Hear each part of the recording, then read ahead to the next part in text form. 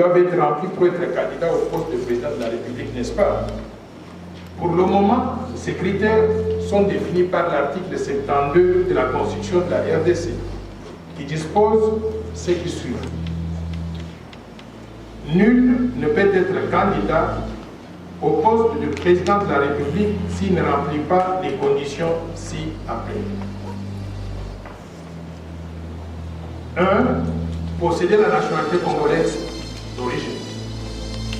2. Être âgé de 30 ans au moins. 3. Jouir de la plénitude de ses droits civils et politiques. Ces milliers de soldats étrangers se sont accouplés avec les femmes congolaises, avec les hommes congolais.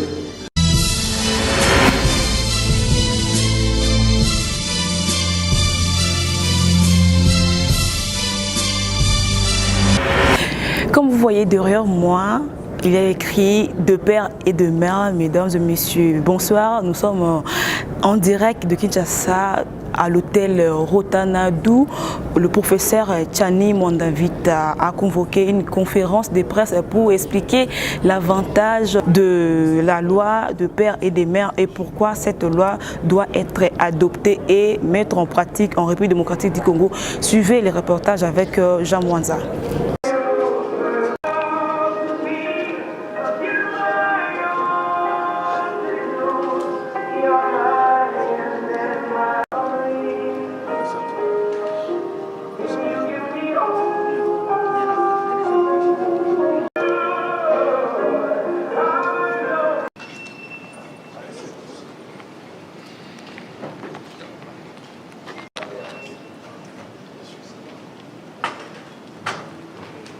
Un exposé.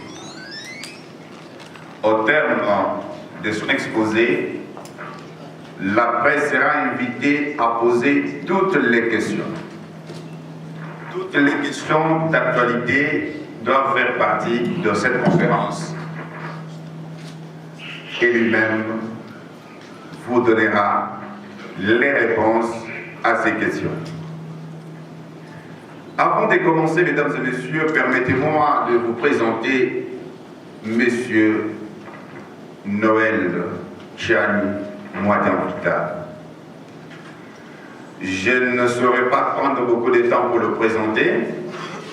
En un mot, Noël Tchani Mwanda-Vita, que vous connaissez tous, fut candidat à la présidentielle de 2018. Professeur des universités, docteur en sciences économiques, banquier commercial, d'investissement et de développement, économiste international, spécialiste des questions du développement du secteur privé et financier et auteur de plusieurs ouvrages dont le plan Marshall de Noël Tchani pour la reconstruction et le développement de la République démocratique du Congo. La bataille pour une monnaie nationale crédible et puis d'autres publications. Vous aurez ça même à la fin de la conférence parce que c'est intéressant. Sans plus tarder, d'abord toutes nos excuses parce que cette conférence était prévue à 10 h, mais étant donné qu'à Kinshasa, quand nous disons 10 h, les gens arrivent toujours en retard. Cela étant, je passe la parole au docteur Noël Tchani Mwanda-Vita pour ouvrir cette conférence de presse. Chers compatriotes, mesdames et messieurs, distingués invités, surtout vous les membres de la presse, je voudrais sincèrement vous remercier d'être venus nombreux ce matin pour échanger avec moi sur les enjeux, les défis et les perspectives de la proposition de loi Tchani, des verrouillages de l'accès à la présidence de la République démocratique du Congo, mais aussi aux fonctions de souveraineté nationale. Et la proposition porte aussi sur l'irrévocabilité de la nationalité congolaise d'origine. Cette proposition a été endossée par un député exceptionnel, honorable Singh Goudou Servo-Kitchou. La proposition de loi est actuellement au niveau de l'Assemblée nationale. Elle a été dans le bureau d'études et j'ai compris qu'elle doit se trouver au bureau du président Bosso, qui attend le moment de pouvoir la soumettre au débat des députés nationaux. Donc, les informations que vous avez reçues dans les réseaux sociaux qui faisaient état du rejet de notre proposition de loi, ces informations-là sont fausses. Elles sont fabriquées par des gens qui veulent distraire, qui ne veulent pas que la démocratie fonctionne et qui veulent empêcher les débats sur des questions importantes qui touchent à la vie de la nation. Donc, le bureau d'études de l'Assemblée nationale n'a pas le pouvoir de prendre une proposition de loi, de l'étudier et de la déclarer recevable ou irrecevable. Ils étudient, ils transmettent au bureau du président Bosso, Christophe Bosso. À ce niveau-là, ils décident de soumettre au débat au moment approprié.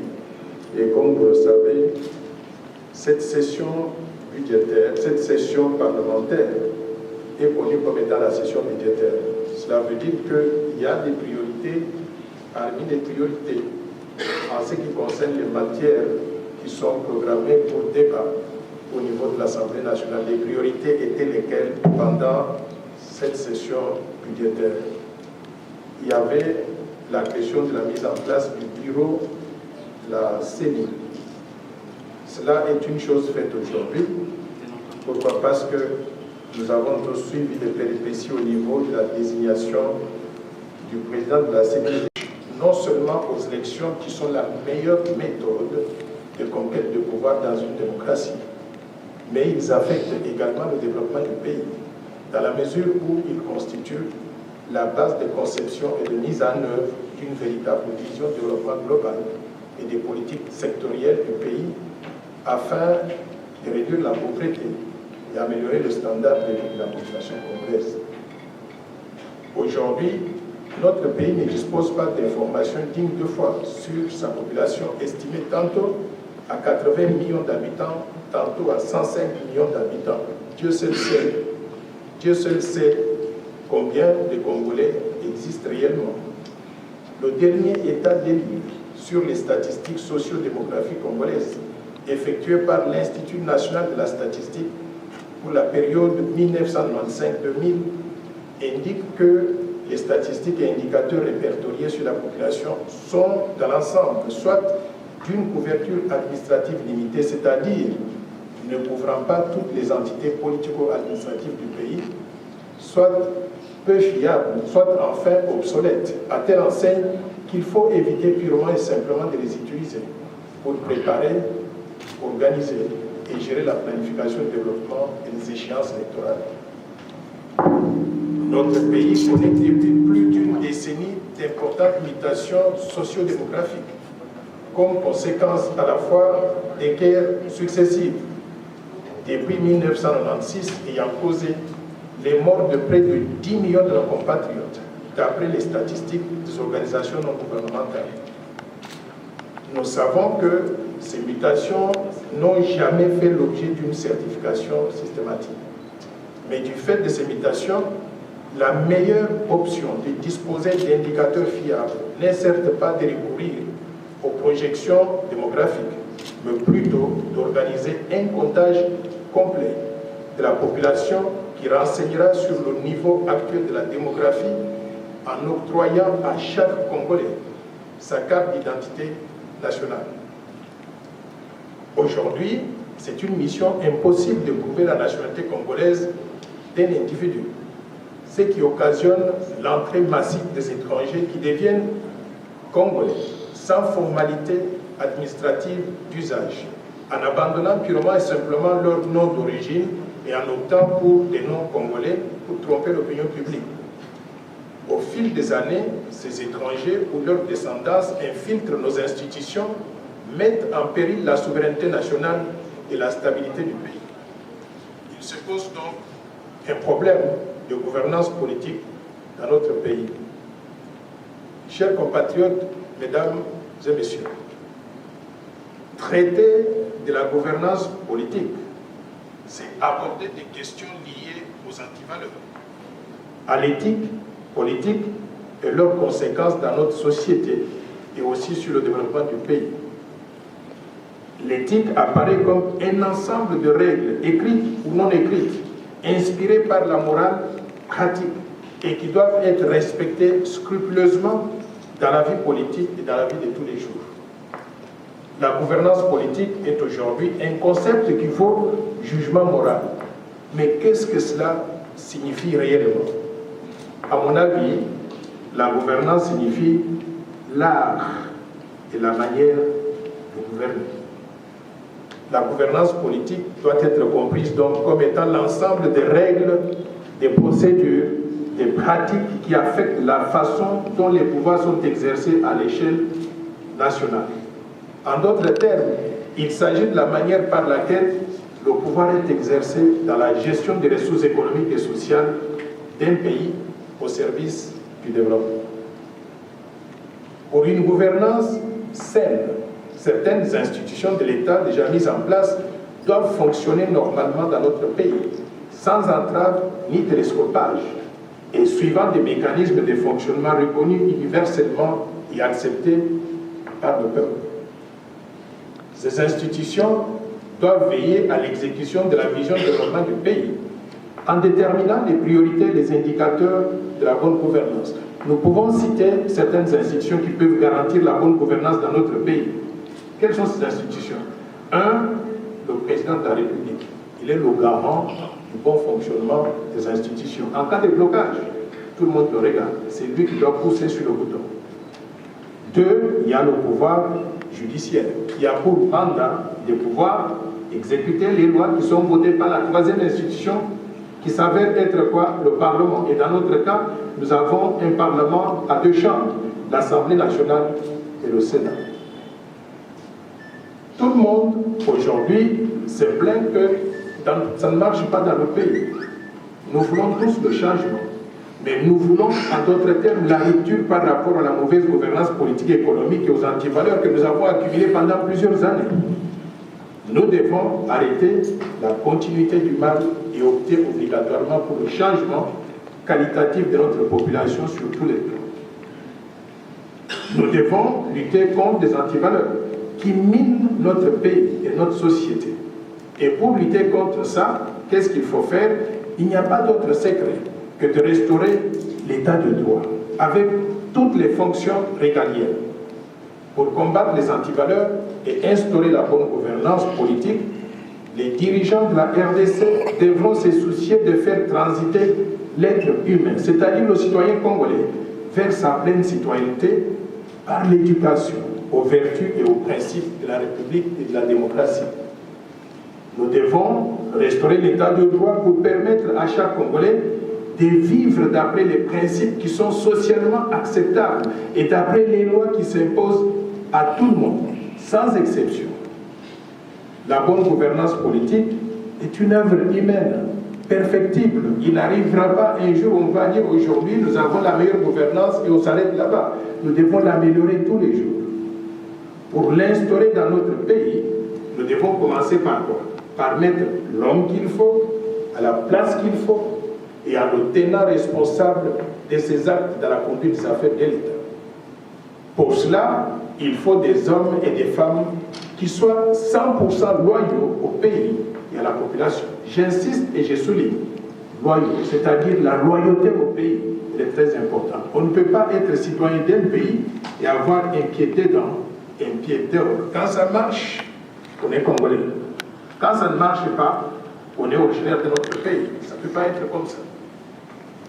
Mes chers compatriotes, mesdames et messieurs, eu égard aux enjeux d'infiltration et au souhait de réduire les risques pesant sur notre pays, j'ai proposé la loi sur le verrouillage de l'accès à la fonction de président de la République et aux fonctions de souveraineté nationale, et aussi sur l'irrévocabilité de la nationalité congolaise d'origine.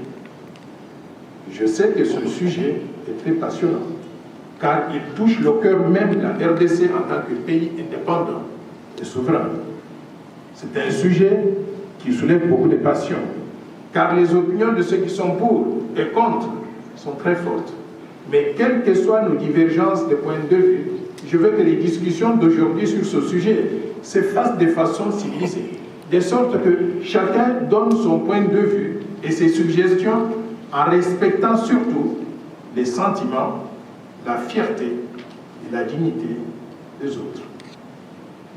Chers compatriotes, mesdames et messieurs, je voudrais qu'on ne donne pas d'interprétation péjorative à la proposition de loi que j'ai faite, qui n'a rien à voir avec ce que certains détracteurs ont appelé la congolité, et ne vise rien d'autre que la protection de la souveraineté nationale et l'intégrité territoriale de notre pays. Nos détracteurs qui ont fabriqué le terme congolité, ils veulent invoquer les souvenirs malheureux de la Côte d'Ivoire, où certains leaders politiques refusaient la nationalité ivoirienne à 7 millions de personnes représentant 26% de la population ivoirienne au nord du pays, c'est-à-dire à la frontière avec le Burkina Faso, sous prétexte que ces gens-là étaient des Burkinabés. Nous n'avons pas un problème similaire en République démocratique du Congo pour parler de la congolité, car la loi proposée n'enlève la nationalité congolaise à personne parmi les Congolais.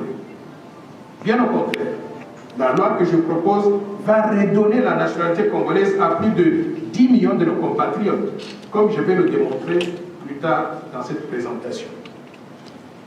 Mes chers compatriotes, mesdames et messieurs, moi, qui vous parle, je suis 100% congolais. La RDC est la terre de mes parents, grands-parents, arrière-grands-parents et arrière-arrière-grands-parents. Du côté de mon père, mais également du côté de ma mère, tous originaires de la Lomami, au centre de la République.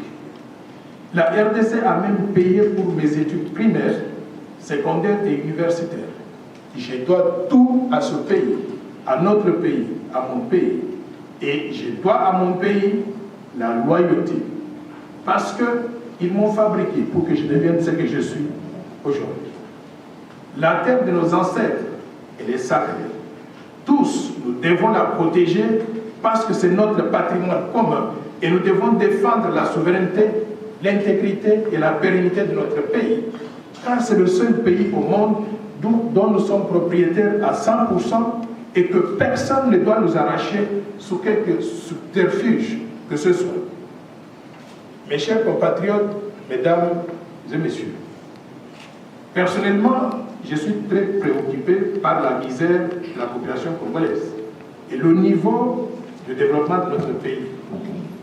C'est pour cela que je vous renouvelle encore ma proposition du plan Marshall de Noël Tchani pour la reconstruction et le développement de la RDC comme étant la vision globale du développement pour pacifier le pays, lutter contre les antivaleurs, promouvoir la bonne gouvernance, développer le capital humain, promouvoir l'autosuffisance alimentaire, créer des infrastructures de base, industrialiser et diversifier l'économie nationale, promouvoir un système financier moderne et robuste, restructurer la Banque centrale du Congo à une véritable autorité monétaire et de régulation, et surtout doter notre pays d'une monnaie nationale crédible, une monnaie qui va faire la fierté du peuple congolais, en mettant fin à ce qu'on appelle la dollarisation, pour que tout le monde respecte la Constitution qui dit en son article 176 que le franc congolais est la seule monnaie utilisable sur l'étendue du territoire national.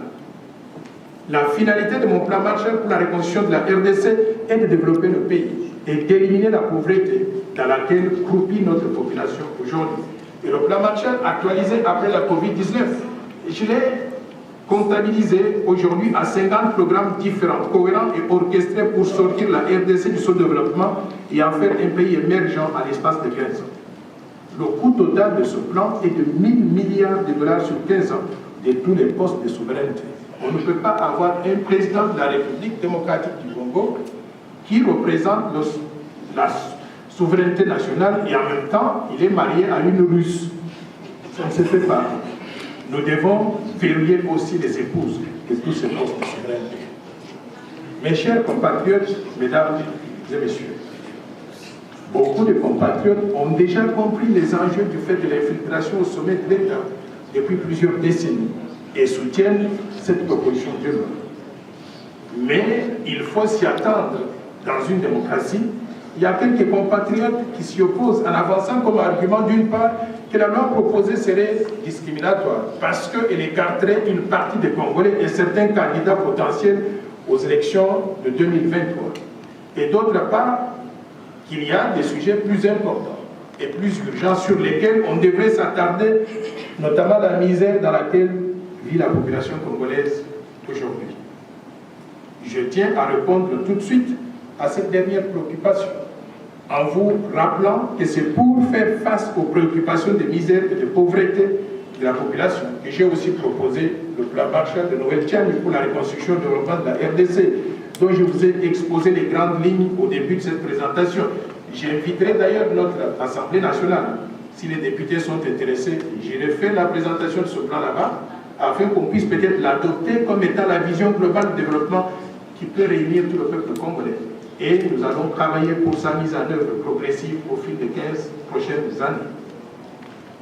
Chers compatriotes, mesdames et messieurs, ma proposition de loi, elle est importante parce qu'elle porte sur un aspect crucial de la vie de notre pays, c'est-à-dire l'accession aux plus hautes fonctions de souveraineté du pays.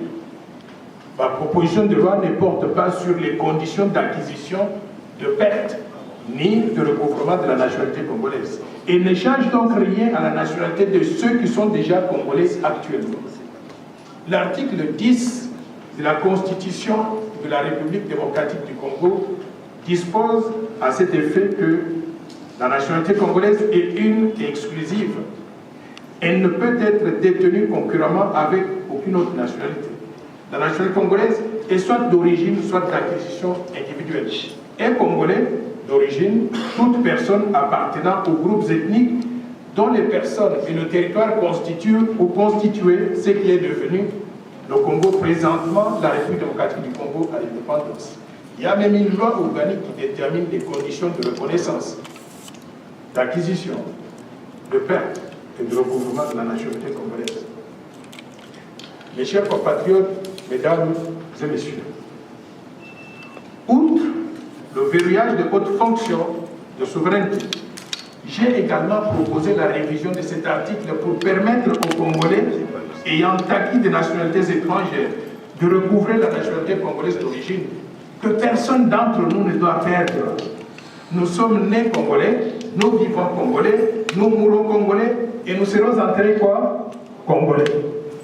Sur le territoire national, tout Congolais devra se soumettre aux lois congolaises, aux lois de la République, sans aucune possibilité d'invoquer une quelconque immunité du fait de la détention d'une nationalité étrangère. Vous débarquez sur le sol congolais, on ne reconnaît plus vos nationalités étrangères, vous vous soumettez aux lois de la République. Au vu de l'histoire la plus récente du pays, il sera prudent d'exclure la double nationalité avec tous les pays voisins de la RDC, et en particulier ceux qui ont eu des velléités d'occupation de la RDC.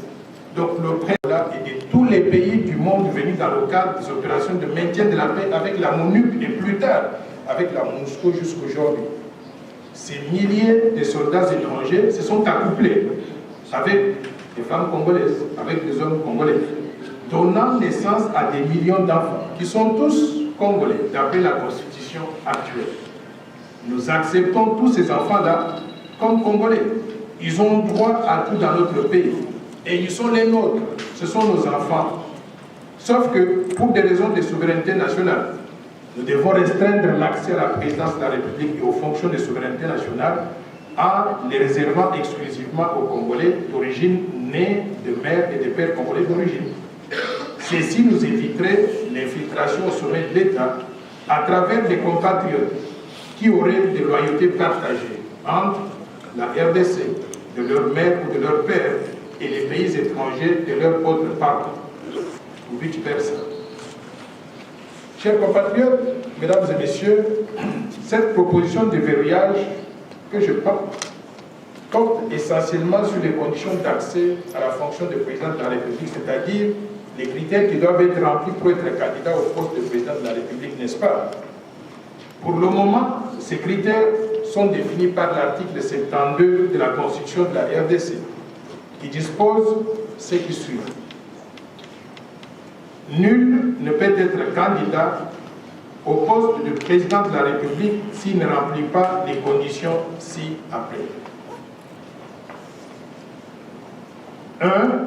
Posséder la nationalité congolaise d'origine. 2. Être âgé de 30 ans au moins. 3. Jouir de la plénitude de ses droits civils et politiques. Et 4. Ne pas se trouver dans un des cas d'exclusion prévu par la loi électorale. Il convient de souligner que ma proposition de verrouillage vient apporter une condition supplémentaire, voire additionnelle, qui est de limiter l'accès à la présidence et aux fonctions de souveraineté aux Congolais d'origine, nés de mères et de pères eux-mêmes Congolais d'origine. Il est important de relever que ce critère additionnel vise purement et simplement à protéger l'intérêt national, la souveraineté nationale, la fonction suprême qui est celle de président de la République, en évitant l'infiltration au sommet de l'État et en préservant quoi? La fierté d'être Congolais, d'être dirigé par un Congolais comme nous. Dans beaucoup de pays, il y a des dispositions qui protègent l'intérêt national et qui empêchent n'importe qui d'accéder à la magistrature suprême. De telles dispositions existent où? Dans d'autres pays tels que le Cameroun, ici à côté, la Zambie, le Togo, le Burkina Faso, je dirais même la Turquie. Et aussi elles existent dans des grandes démocraties telles que les États-Unis d'Amérique, où n'importe quel Américain ne peut devenir président de la République des États-Unis. Pour scier ça donc, il faut être quoi? Il faut être né sur le sol américain, comme c'était le cas de qui? De Barack Obama, de Bill Clinton ou de John F. Kennedy.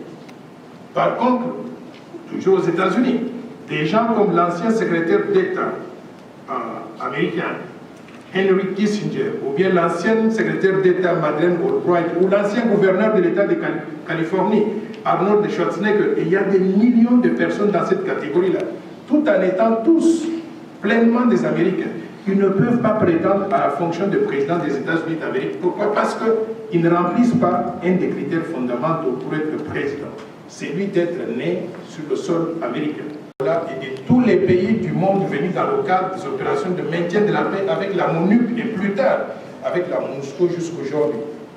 Ces milliers de soldats étrangers se sont accouplés avec des femmes congolaises, avec des hommes congolais, donnant naissance à des millions d'enfants qui sont tous congolais d'après la constitution actuelle. Nous acceptons tous ces enfants-là comme congolais. Ils ont droit à tout dans notre pays. Et ils sont les nôtres, ce sont nos enfants. Sauf que, pour des raisons de souveraineté nationale, nous devons restreindre l'accès à la présidence de la République et aux fonctions de souveraineté nationale en les réservant exclusivement aux Congolais d'origine nés de mères et de pères congolais d'origine. Ceci nous éviterait l'infiltration au sommet de l'État à travers des compatriotes qui auraient des loyautés partagées entre la RDC, de leur mère ou de leur père, et les pays étrangers de leur autre parents, ou vice-versa. Chers compatriotes, mesdames et messieurs, cette proposition de verrouillage que je porte essentiellement sur les conditions d'accès à la fonction de président de la République, c'est-à-dire les critères qui doivent être remplis pour être candidat au poste de président de la République, n'est-ce pas? Pour le moment, ces critères sont définis par l'article 72 de la Constitution de la RDC, qui dispose ce qui suit. Nul ne peut être candidat au poste de président de la République s'il ne remplit pas les conditions ci-appelées. 1. Posséder la nationalité congolaise d'origine. 2. Être âgé de 30 ans au moins. 3. Jouir de la plénitude de ses droits civils et politiques. Et 4.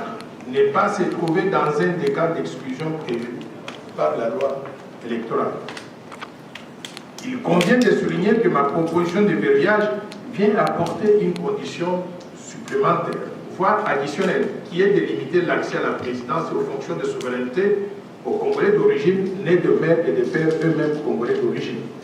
Il est important de relever que ce critère additionnel vise purement et simplement à protéger l'intérêt national, la souveraineté nationale, la fonction suprême qui est celle de président de la République en évitant l'infiltration au sommet de l'État et en préservant quoi?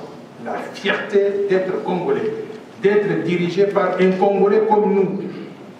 Dans beaucoup de pays, il y a des dispositions qui protègent l'intérêt national et qui empêchent n'importe qui d'accéder à la magistrature suprême. De telles dispositions existent où? Dans d'autres pays tels que le Cameroun, ici à côté, la Zambie, le Togo, le Burkina Faso, je dirais même la Turquie. Et aussi elles existent dans des grandes démocraties telles que les États-Unis d'Amérique, où n'importe quel Américain ne peut devenir président de la République des États-Unis. Pour scier ça donc, il faut être quoi? Il faut être né sur le sol américain. Comme c'était le cas de qui? De Barack Obama, de Bill Clinton ou de John F. Kennedy. Par contre, toujours aux États-Unis, des gens comme l'ancien secrétaire d'État américain, Henry Kissinger, ou bien l'ancien secrétaire d'État Madeleine Albright, ou l'ancien gouverneur de l'État de Californie, Arnold Schwarzenegger, et il y a des millions de personnes dans cette catégorie-là, tout en étant tous pleinement des Américains. Ils ne peuvent pas prétendre à la fonction de président des États-Unis d'Amérique. Pourquoi? Parce qu'ils ne remplissent pas un des critères fondamentaux pour être président. C'est lui d'être né sur le sol américain, pour protéger notre pays aussi. Je tiens à préciser que ma proposition de loi, elle est personnelle. Elle ne vise aucun individu, étant donné qu'à ce jour-là, personne n'a d'ailleurs déclaré sa candidature à la présidence de la République lors des élections de 2023. Même si toute loi est discriminatoire par nature, cette proposition de loi que nous faisons n'est pas plus discriminatoire que toutes les autres lois similaires dans d'autres pays. Pourquoi? Parce que partout au monde, il y a des critères d'éligibilité à des hautes fonctions dans un pays. Ces critères sont déterminés et discutés à l'avance. Et dès qu'ils sont adoptés par le Parlement et promulgués par le président de la République, ces critères s'appliquent à tout le monde, sans distinction, sans exception et sans discrimination. C'est ainsi que dans la plupart des temps, dans la plupart des pays, il y a par exemple le critère de l'âge. En France, par exemple, pour être candidat au poste de président de la République française, il faut avoir au minimum 18 ans. Mais dans notre pays, on considère qu'à 18 ans, on est encore trop gamin, on ne peut pas diriger donc la République. On a mis cet âge-là à 30 ans. Est-ce qu'on peut dire qu'en France, on a créé la discrimination par rapport à ceux qui n'ont pas encore atteint l'âge de 18 ans, ou au Congo, par rapport à ceux qui n'ont pas encore atteint l'âge de 30 ans? Non, c'est un critère, on s'est mis d'accord, ça a été approuvé par l'Assemblée, et ça s'applique à tout le monde. C'est ça que nous allons faire aussi avec cette proposition de loi. Il convient de noter qu'en RDC, les conditions prévues par la Constitution sont complétées par des critères opérationnels qui sont prévus par la loi électorale. Il y a la loi qui a été révisée, et j'ai compris qu'elle sera encore révisée cette fois-ci. Donc quand on révise là, il faut qu'on en profite une fois pour toutes pour qu'on insère cette disposition de père et de mère dans notre Constitution, mais également dans la loi électorale. C'est cette loi-là qui détermine, par exemple, le montant de la caution à déposer par tout candidat aux élections présidentielles, avec l'exigence, par exemple, de caution qu'il faut 100 000 $ pour être candidat à la présidence. Vous savez combien de gens on a exclu de la présidence de la République? 99,9% des Congolais ne peuvent pas réunir 100 000 $ pour être candidat. Donc il y a de la discrimination, mais c'est une discrimination positive, parce que sinon on crée l'anarchie et on ne sait plus gérer cette anarchie-là. Chers compatriotes, mesdames et messieurs, est-ce que ma proposition de loi elle est opportune? Est-ce qu'il faut la faire maintenant? La réponse c'est oui. Lorsque la souveraineté du pays est menacée, il n'y a pas de meilleur moment que d'agir immédiatement. Car si le risque d'infiltration se réalise au niveau du sommet de l'État, ce sera trop tard pour sauver notre pays. C'est lui qui aura infiltré donc les institutions de la République. Qu'est-ce qu'il va faire? Il va en profiter pour balkaniser la RDC, pour changer des lois, pour mettre les Congolais en situation d'esclavagisme dans leur propre pays. Et nous allons commencer à nous battre comme avant l'indépendance, pour recouvrer l'indépendance. On ne peut pas prendre ce risque-là. On a vu le risque aujourd'hui, on va le gérer aujourd'hui en adoptant cette loi-là, à l'urgence d'ailleurs. Donc le timing de ma proposition de verrouillage coïncide avec d'autres réformes qui sont proposées par des organisations telles que la Synco des catholiques, les CC des protestants ou certaines églises de réveil qui ont présenté des feuilles de route, des réformes qui touchent à la Constitution, à la loi électorale et aux aussi à d'autres textes légaux dans ce domaine ici, notamment la loi sur la nationalité. Ces réformes sont en cours actuellement. Dans la foulée, il est donc opportun d'examiner la proposition de loi de verrouillage que je porte afin d'opérer les révisions nécessaires à la CENI, à la loi électorale, à la Constitution, une fois pour toutes, afin de baliser le terrain pour les élections apaisées en 2023 et au-delà de cela. Chers compatriotes, mesdames et messieurs, si ma proposition de loi est adoptée par l'Assemblée nationale et promulguée par le président de la République, la RDC ne prendrait plus de risques de donner la magistrature suprême et d'autres fonctions de souveraineté à des personnes dont le cœur, le sang, l'allégeance et la loyauté sont ailleurs à défaut du corps physique dans notre pays. En démocratie, c'est la majorité qui gouverne. Les Congolais nés de mères et de pères congolais d'origine étant les plus nombreux, il est tout à fait normal et logique qu'ils aient l'exclusivité de la présidence du pays et les autres fonctions très sensibles pour des raisons de souveraineté nationale et de fierté nationale. Mesdames et messieurs, je voudrais souligner un aspect. Je n'ai pas inventé la roue en proposant cette proposition de loi sur le verrouillage de l'accès à la présidence de la République et à certaines fonctions de souveraineté. Autrefois, ce verrouillage a existé dans notre pays à travers la loi numéro 84/001 du 20 janvier 1980. Créer des emplois même pour les enfants qui viennent de naître, 105 millions d'emplois. J'ai dit que tous les Congolais ont droit de tout faire dans leur propre pays. Tout faire dans leur propre pays. Ils peuvent devenir des médecins, des économistes, des professeurs, des hôteliers, des entrepreneurs, ainsi de suite. Ils peuvent tout faire, des présidents des clubs de football et j'en passe. Mais il y a quelques postes simplement, une quarantaine au maximum, qui sont des postes de souveraineté que nous voulons verrouiller dans l'intérêt du peuple congolais pour nous assurer que le pays va toujours être dans de bonnes mains et qu'il n'y ait pas de risque d'infiltration à ce sommet-là. Parce que si ce risque-là se réalise, nous sommes mal partis. On peut balkaniser le pays. Et d'ailleurs, je suis surpris, moi, que cette question soit soulevée en RDC. Vous savez quoi? Dans d'autres pays, un Congolais, on ne peut même pas le regarder comme étant une possibilité de diriger ce pays-là. Ça n'existe même pas. Je vous donne l'exemple, parce que vous avez mentionné d'autres Belges. Un enfant qui serait né, je prends un cas hypothétique, d'une combinaison entre le roi de Belge et une femme congolaise. Cet enfant-là, il ne peut pas devenir roi de Belge. Vous êtes d'accord? S'il ne peut pas devenir roi de Belge, pourquoi voulez-vous qu'il devienne le roi de la RDC? Donc, nous devons être très clairs. Cet enfant est le nôtre. Il peut tout faire en RDC. Il peut devenir ministre des Sports.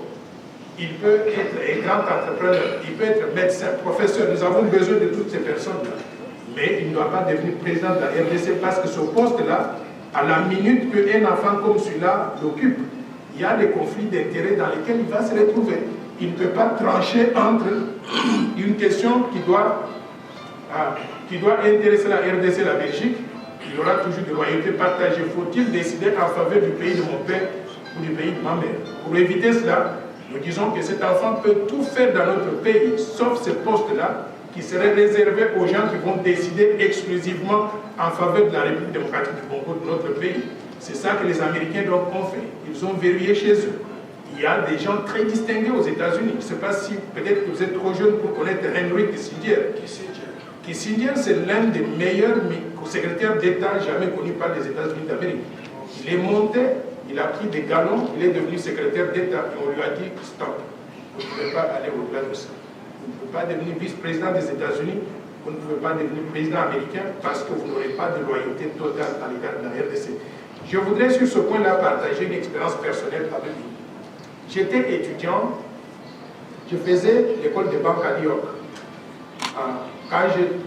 Avant 6 mois avant de terminer mon MBA, Master's of Business Administration en banque et finance, à New York, dans Wall Street, il y a des banques new-yorkaises qui viennent interviewer des étudiants pour les recruter avant qu'ils terminent qu'ils aillent travailler là-bas. Et j'ai été interviewé par 5 banques. Banque commerciale, banque d'investissement, aussi la Banque centrale américaine. Et devinez quoi? J'étais le premier à qui on avait offert des postes. Pour les 5 banques, toutes les 5 banques qui m'avaient interviewé m'ont offert des postes. J'avais le choix. Maintenant, il fallait choisir entre une banque commerciale, une banque d'investissement, la Banque centrale américaine. Personnellement, j'avais choisi la Banque centrale américaine, la Fed Reserve Bank. Et ils m'ont même envoyé le billet d'avion. Je suis allé de New York à Washington parce que le siège de la Fed se trouve à Washington. Quand j'arrive à la Fed, le premier jour qu'on nous fait remplir les papiers du personnel, l'identité, tout ce qu'il faut, c'est là qu'ils découvrent que je n'étais pas américain. J'étais détenteur de ce qu'on appelle la Green Card, la carte verte. On m'a dit... Je ne sais pas par où je vais commencer. Je vous ai bien écouté, Monsieur Noël Tchani, mais en vous écoutant et en suivant aussi à travers la télé, bien sûr, Marine Le Pen du Front National en France, je rencontre qu'il y a des similitudes, M. Noël Tchani. Vous voulez créer le Front National au Congo. Bon, à part ça, depuis 1960, on a chassé les Belges. Et ce ne sont que les Congolais qui occupent les postes de souveraineté. Alors je ne sais pas, qu'est-ce que vous cherchez de plus? Moi je pense, au contraire, il faut donner la chance maintenant à d'autres Congolais. Des pères ou des mères, je ne sais pas moi, 100%, 50%, 30%, 20%, même à 10%. Moi je pense qu'il faut donner aussi la chance à ces personnes-là. Et on va voir comment est-ce que les choses vont évoluer. C'est la première question. La deuxième question, et ce sera la fin, c'est par rapport à des milliards de dollars que vous avez parlé lorsque vous étiez en train de parler de l'économie. Une fois élu, vous allez mobiliser près de 1000 milliards de dollars. Comment est-ce que vous allez le faire? Comment? Parce que nous savons que notre pays est gangréné par la corruption. Comment est-ce que vous allez vous y prendre pour mobiliser tout cet argent? Merci. Vous avez parlé de la question du recensement. Les élections se déroulent en 2023. Est-ce que vous pensez que faire le recensement est une nécessité pour avoir de bonnes élections en 2023? La seconde question est que le député national Tindi Pouloulou, qui a endossé votre proposition de loi, a eu la semaine passée à déposer une autre proposition de loi complétant la loi électorale en ce qui concerne le profil de celui qui doit être au poste de président de la République du Congo.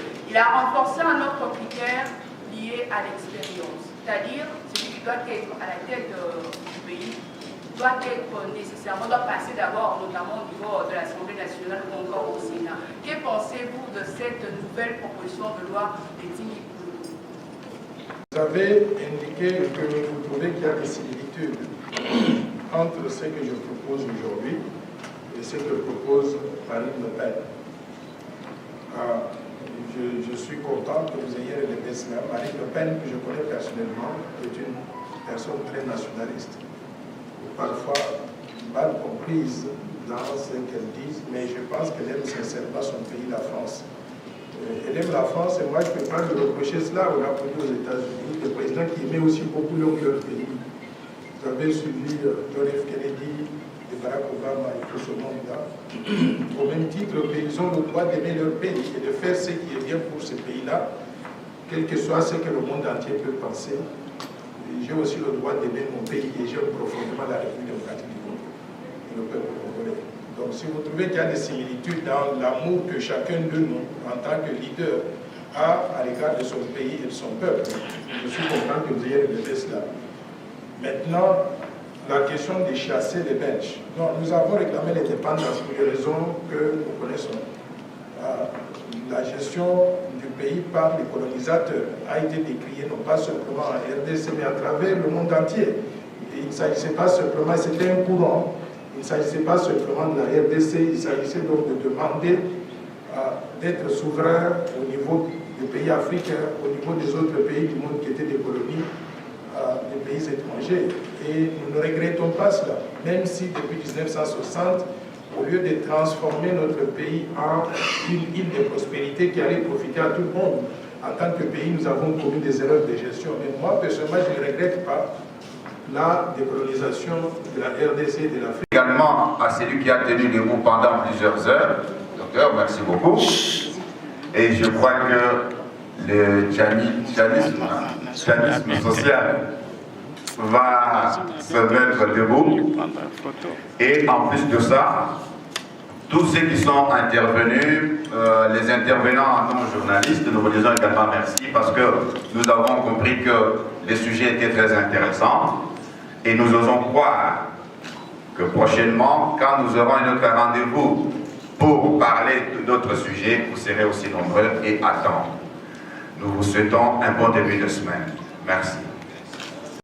Vous souvenez, monsieur Tchani m'en invite à expliquer clairement la population pourquoi avantage il y a loi de père et de mère et pas il y a bakondina biso banamboka donc le de binga bango banamboka o bakambaka biso donc importance nango yango na bino moko bolandi bokoze la commentaire et pas Charlène Negala na kosenga na bino bo s'abonner na Aigle News Télévision votre chaîne EPSA Rabino ba information sur les champs il n'a pas catégorie nyonso donc pour le tozo clôturer awa tukutani mbala ya sima. Au revoir.